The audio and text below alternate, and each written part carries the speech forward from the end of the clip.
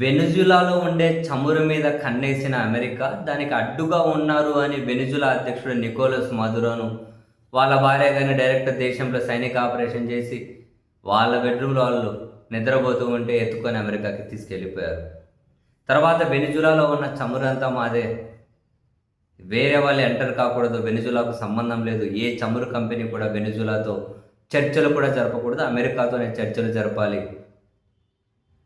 అని చెప్పి అమెరికా అధ్యక్షుడు డొనాల్డ్ ట్రంపే సమీక్షలు పెట్టి మరీ వార్నింగ్లు ఇస్తూ ఉన్నారు. దీని తర్వాత సహజ వనరులు పుష్కలంగా అంటే ఖనిజాలు ఉన్నటువంటి గ్రీన్లాండ్ మీద అమెరికా కన్నుబడింది. దాన్ని ఈరోజు రేపు సొంతం చేసుకుంటామని రకరకాల సామపేద దండోపాయాలు ప్రయోగిస్తూ ఉన్నారు. ఆ తర్వాత మరికొన్ని దేశాలకు కూడా వార్నింగ్ ఇస్తూ ఉన్నారు. ఎక్కడైతే చమురు ఉంటుందో, ఎక్కడైతే ఖనిజాలు ఉంటాయో, ఎక్కడైతే సహజ వనరులు ఉంటాయో దాన్ని అంతటిని కనుక దోచేయాలి అన్నది అమెరికా ప్లాన్. వాళ్ళ బలాన్నంతా ప్రయోగిస్తూ ఉంటారు. ఎక్కడైనా వాళ్ళది ఇదే తంతు కొనసాగుతూ ఉంటుంది. అండ్ ఈ దేశాల ప్రజలేమి అమెరికాని ఎప్పుడు ఇబ్బంది పెట్టి ఉంటారు. అమెరికా ప్రజలను ఇప్పుడు వెనిజులా ఉంది, అమెరికా ప్రజలను ఎప్పుడు ఎక్కడేమి ఇబ్బంది పెట్టలేదు, అమెరికాను వాళ్ళు ఏమి ఇబ్బంది పెట్టలేదు, అమెరికా జోలికి వాళ్ళు ఎప్పుడూ పోలేదు. అయినా కూడా చూడండి ఎలా బలైపోతూ ఉన్నారు. ఈ క్రమంలో నెట్టింట చాలామంది చేస్తున్నటువంటి చర్చ, జనరల్గా వాళ్ళు రైస్ చేస్తున్న క్వశ్చన్స్ ఏంటి అంటే, ఇప్పుడు అమెరికా జోలికి పోకున్నా వీళ్ళ ఆశల మీద కన్నేసి ఇలా చేస్తూ ఉన్నారు కదా, మరి అమెరికాను చాలా సందర్భాల్లో రెచ్చగొట్టిన ఉత్తర కొరియా అధ్యక్షుడు కిమ్ జాంగ్ ఉన్ మరి తనను కూడా అమెరికా ఇలా తీసుకెళ్ళిపోగలుగుతుందా? ఉత్తర కొరియా అధ్యక్షుడిని కూడా ఈ విధంగా సైనిక ఆపరేషన్ చేసి అమెరికా తీసుకెళ్ళగలుగుతుందా అన్న చర్చ కొందరు చేస్తూ ఉంటే, కొందరు ఉత్తర కొరియా దగ్గర ఖనిజాలు లేవు కాబట్టి, సహజ వనరులు లేవు కాబట్టి వాళ్ళ జోలికి పోరేమో అని చెప్పి మరికొందరు రకరకాలుగా ఈ చర్చలో పార్టిసిపేట్ అవుతూ ఉన్నారు. అయితే ఇక్కడ మనం తెలుసుకోవాల్సింది ఏంటి అంటే, వెనిజులా మీద సైనిక ఆపరేషన్ చేసినారు కదా అమెరికా, అలా సైనిక ఆపరేషన్ చేయడం కాదు, చెయ్యాలి అనే ఆలోచన కూడా ఉత్తర కొరియా మీదనో, ఉత్తర కొరియా అధ్యక్షుడి మీదనో, ఆ నియంత మీదనో సైనిక ఆపరేషన్ చెయ్యాలి అనే ఆలోచన కూడా అమెరికా చేయదు. ఎందుకని? ఉత్తర కొరియాలో ఖనిజాలు లేవా అని అంటే పుష్కలంగా ఉన్నాయి.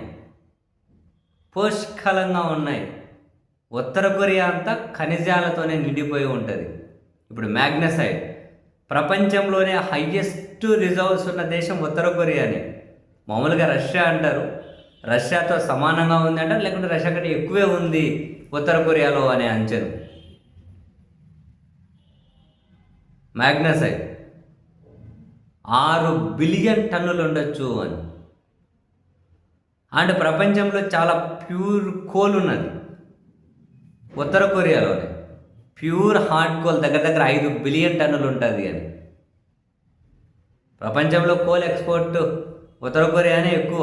అంటే ఇంకా వాళ్ళ మీద విపరీతమైన ఆంక్షలు ఉన్నాయి కాబట్టి, ఎవరు ఎక్కడ వాళ్ళతో ఎటువంటి సంబంధాలు పెట్టుకోకూడదు, కొనకూడదు, అమ్మకూడదు అంటారు కాబట్టి, ఆంక్షలు ఉన్నాయి కాబట్టి వాళ్ళు అవన్నీ వినియోగించుకోలేకపోతున్నారు. చైనానే వాళ్ళ ప్రధాన ఏమంటారు వాణిజ్య బంధం అనేటువంటి దేశం. కోల్ అసలు ప్రపంచ టాప్ ఉన్న దేశాల్లో ఉత్తర కొరియా ఒకటి.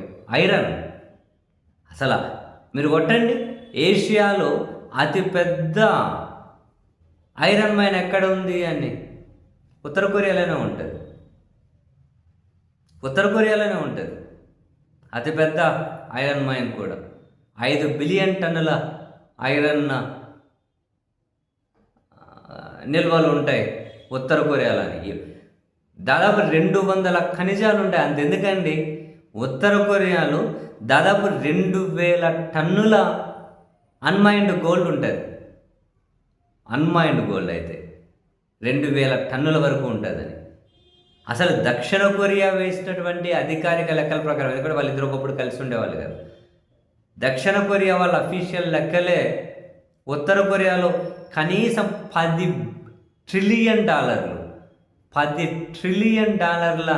ఖనిజ సంపద ఉంటుంది అని. సో ఉత్తర కొరియాలో ఖనిజ సంపద లేదు అని కాదు.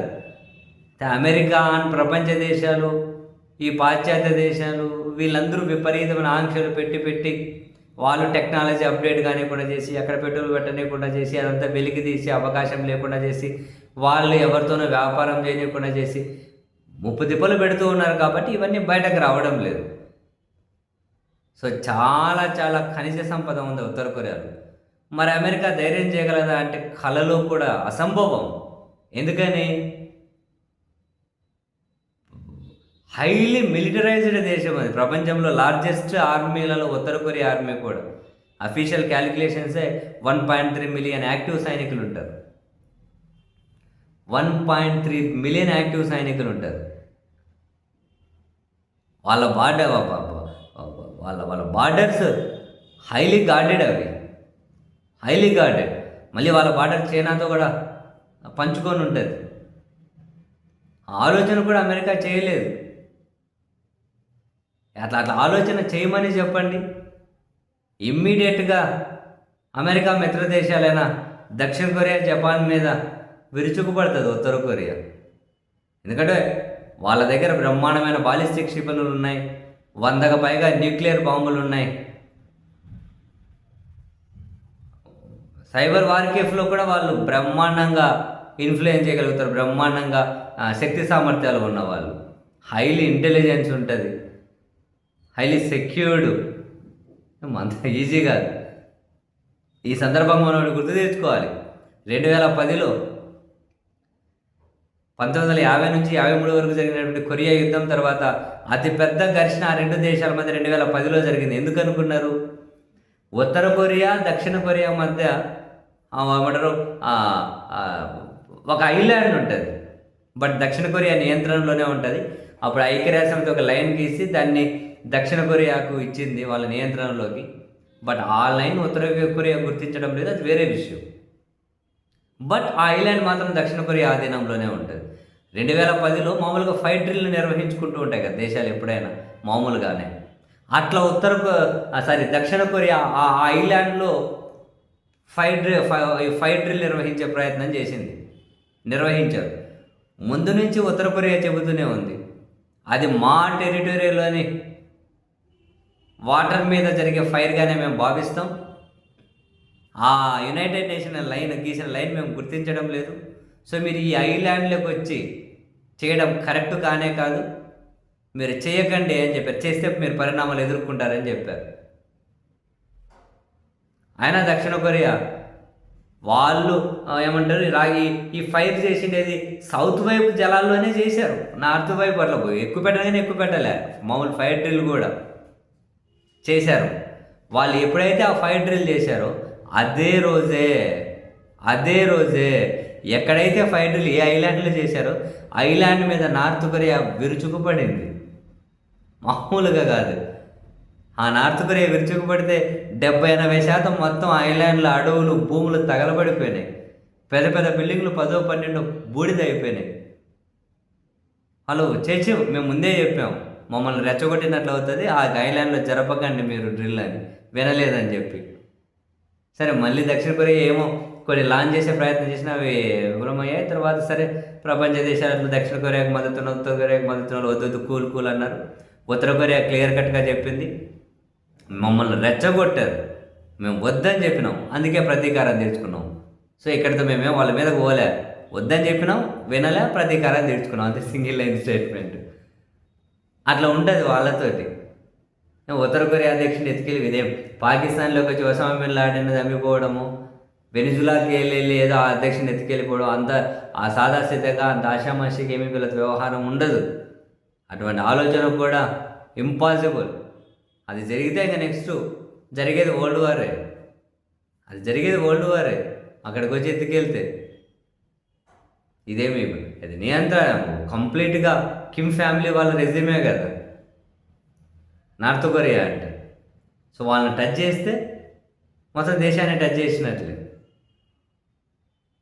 సో వీళ్ళకి ధైర్యం అంటే ఉత్తర కొరియా మీదకి రమ్మనండి, కిమ్ జాంగ్ ఉన్ టచ్ చేయమనండి, లేకుంటే ఇక్కడ ఖనిజాలు లేవు రారు, ఇదంతా కాదు. అన్నీ పుష్కలంగా ఉన్నాయి ఉత్తర కొరియాలో. కానీ అటువంటి ఆలోచన చేసిన పరిణామాలు వేరే ఉంటాయి అంటున్నాను కదా. ఈ ఉత్తర కొరియాకి మద్దతుగా చైనా ఉంది, రష్యా ఉంది. చైనా ఉందంటే గుర్తొచ్చింది, మొన్న 4 రోజుల కిందట దక్షిణ కొరియా అధ్యక్షుడు చైనాలోకి వస్తే ఆ రోజు కూడా బాలిస్టిక్ క్షిపణులను ప్రయోగించింది ఉత్తర కొరియా. జస్ట్ సరదాగా ప్రయోగించారు వాళ్ళు. ఆ రోజు కూడా పరీక్షించారు దక్షిణ కొరియా అధ్యక్షుడు చైనాకు వచ్చిన రోజు కూడా. సో వాళ్ళు దక్షిణ కొరియాని టార్గెట్ చేసి సీఎల్ని కనుక టార్గెట్ చేస్తే మొత్తం గ్లోబల్ చైన్ మార్కెట్ ప్రపంచమే డిస్టర్బ్ అయిపోతుంది. సో ఉత్తర కొరియా ఏమి ఆషామాషి దేశం కాదు. అమెరికా కలలో కూడా దాన్ని కానీ దాని అధ్యక్షుని కానీ టచ్ చేయాలనే ఆలోచన కూడా చేయదు. అలా ఆలోచన చేసిన రోజు అది నిస్సందేహంగా 3వ ప్రపంచ యుద్ధమే అవుతుంది.